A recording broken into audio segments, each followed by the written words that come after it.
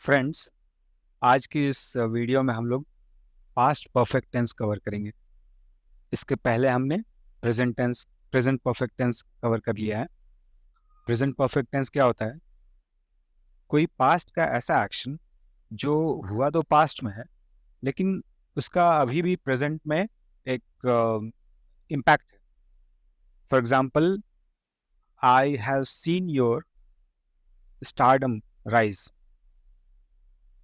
किसी एक्टर से अगर कोई बोल रहा है कि मैंने आपके स्टारडम को देखा है, आपको स्टार बनते हुए देखा है, तो वो स्टार तो बना पास्ट में, लेकिन उसका स्टारडम यानी जो इफेक्ट होता है एक महान कलाकार का, एक बड़े एक्टर का, वो आज भी है उसका स्टारडम। स्टारडम कहते हैं किसी एक्टर का एक जो ऑरा क्रिएट होता है, एक माहौल क्रिएट होता है, वो जहाँ भी जाता है लाखों की भीड़ आ जाती है उसको देखने, उसको कहते हैं स्टारडम। तो वो स्टार तो बना पास्ट में, लेकिन उसका स्टारडम आज भी। ओके, सो आज की इस वीडियो में हम लोग कवर करेंगे past perfect tense. The past perfect tense is used to describe an action that was completed before another action or a specific point in the past. It is formed using had followed by the past participle of the verb. For example, she had finished her homework before dinner. Past perfect tense का उपयोग किसी ऐसी क्रिया का वर्णन करने के लिए किया जाता है जो किसी अन्य क्रिया या अतीत में किसी विशिष्ट बिंदु से पहले पूरी हुई। यह क्रिया या क्रिया के पिछले कृदंत, कृदंत मतलब पास्ट पार्टिसिपल, पिछले कृदंत के बाद हैड का उपयोग करके बनता है। उदाहरण के लिए, उसने रात के खाने से पहले अपना होमवर्क पूरा कर लिया था।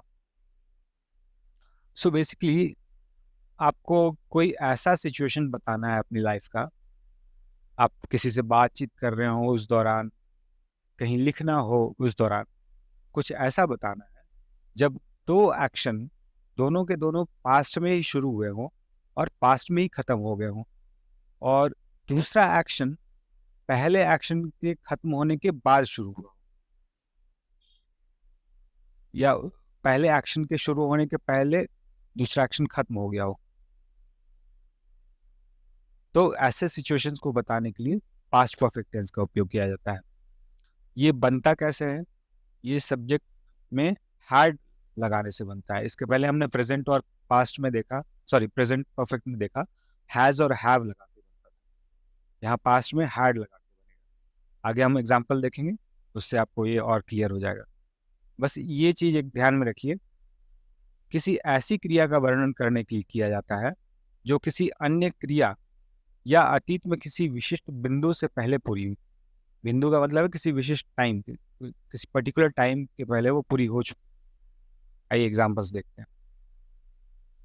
इसका सेंटेंस स्ट्रक्चर कैसा होगा? पॉजिटिव सेंटेंस का सब्जेक्ट होगा, उसमें हैड लगेगा, फिर V3 यानी past participle form of verb. हम जो भी वर्ब यूज करेंगे उस सेंटेंस में, उसका पास्ट पार्टिसिपल वाला फॉर्म लगेगा, उसको हम लोग V3 भी बोलते हैं, वर्ब का थर्ड फॉर्म प्लस ऑब्जेक्ट लगेगा। अच्छा, एक बहुत ही इंपॉर्टेंट बात, it doesn't matter if the subject is singular और plural, the formula doesn't change.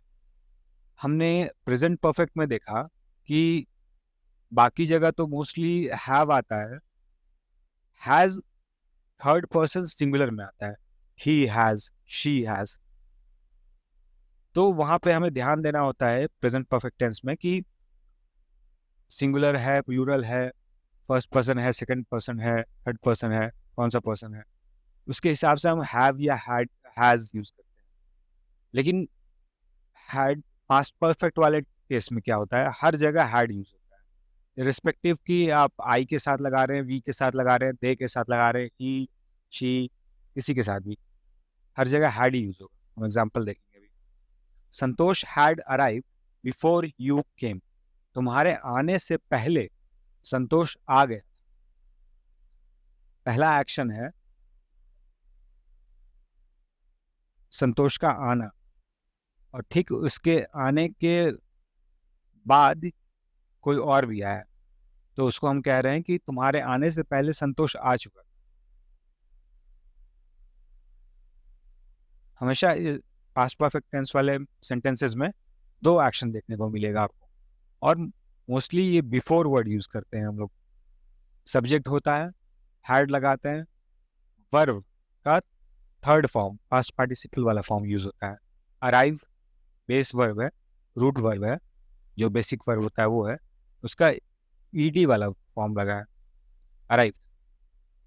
Arrive का पास्ट पार्टिसिपल वाला फॉर्म, और उसके बाद बाकी का सेंटेंस, और ये बिफोर भी लगता है। The kids had eaten before they slept. बच्चे सोने से पहले खा चुके थे। एक एक्शन है सोने का, एक एक्शन है खाने का।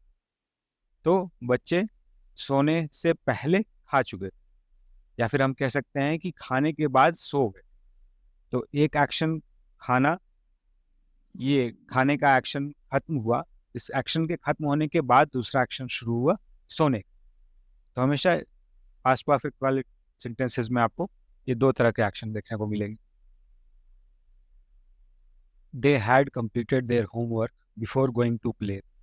उन्होंने खेलने जाने से पहले अपना होमवर्क पूरा कर लिया था। एक एक्शन है खेलने जाने का, एक एक्शन है होमवर्क पूरा करने का। तो पहले ये एक्शन हुआ, होमवर्क पूरा कर लिया गया, उसके बाद वो लोग खेलने गए। He had watched the movie before appearing for the interview. उन्होंने साक्षात्कार के लिए उपस्थित होने से पहले फिल्म देखी थी।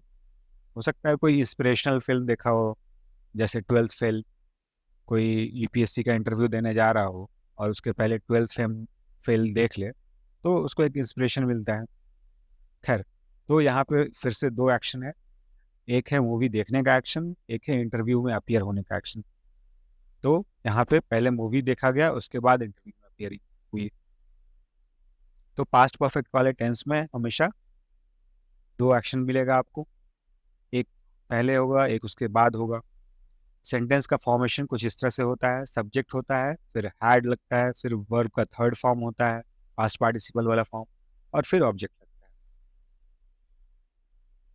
कभी भी आपको इस तरह का कुछ सिचुएशन बताना हो,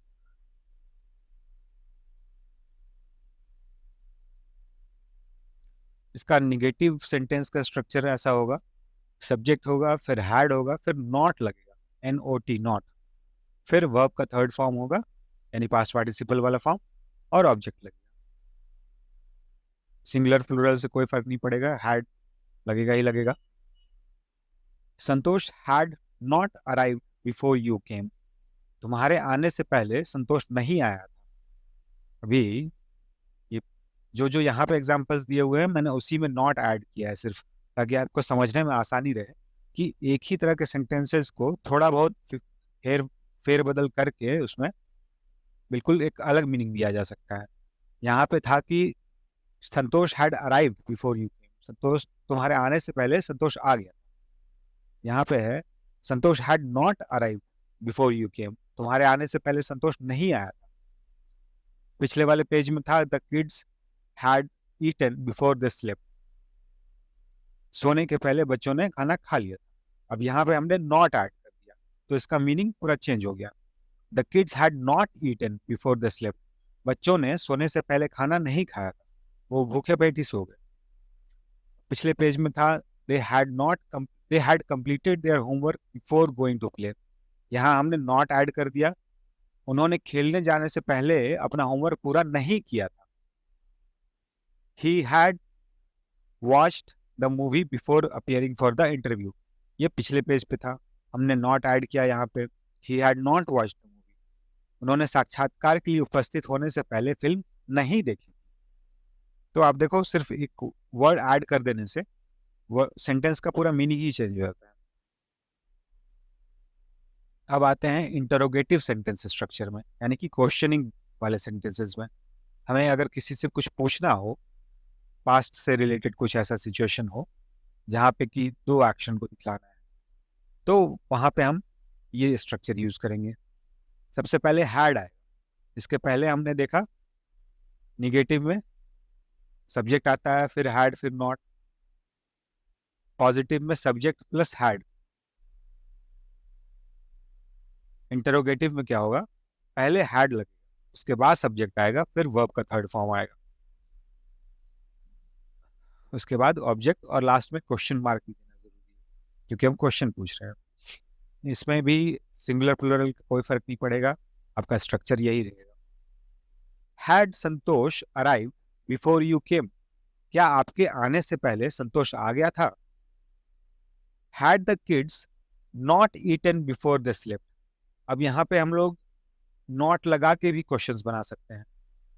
ये क्वेश्चन ऐसे भी हो सकता था, had the kids eaten before the slept, क्या बच्चे सोने से पहले खा चुके थे?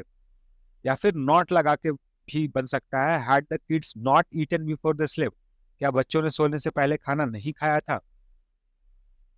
Had they not completed their homework before going to play, क्या उन्होंने खेलने जाने से पहले अपना होमवर्क पूरा नहीं किया था? यहाँ अगर नॉट नहीं होता तो सेंटेंस कुछ ऐसा होता, had they completed their homework before going to play, क्या उन्होंने खेलने जाने से पहले अपना होमवर्क पूरा कर लिया था? यहाँ पे नॉट लग गया तो पूरा नहीं किया था, ये ऐसा पूछा जा रहा है। Had he watched the movie before appearing for the interview, क्या उन्होंने साक्षात्कार के लिए उपस्थित होने से पहले फिल्म देखी थी? तो थैंक्स गाइस, यही बस इतना सही था पास्ट परफेक्ट टेंस। ये अक्सर हम अपने डेली लाइफ में कहीं ना कहीं यूज़ करते ही करते हैं, डेली बातचीत में, दोस्तों से, पेरेंट्स से, किसी से भी। आपके पेरेंट्स में से मान लीजिए पापा आपके मम्मी से पूछते हैं, क्या बच्चों ने सोने से पहले खाना खा लिया था? क्या बच्चों ने सोने के पहले खाना नहीं खाया था? Had they not eaten, had they eaten? तो ये इस तरह के हर तरह के सिचुएशंस हम लोग डेली लाइफ में देखते हैं। आप अपने दोस्त से बात कर रहे हैं, कॉलेज में हैं, कुछ पूछना है कि क्या तुम्हारे आने के पहले रवि आ गया था?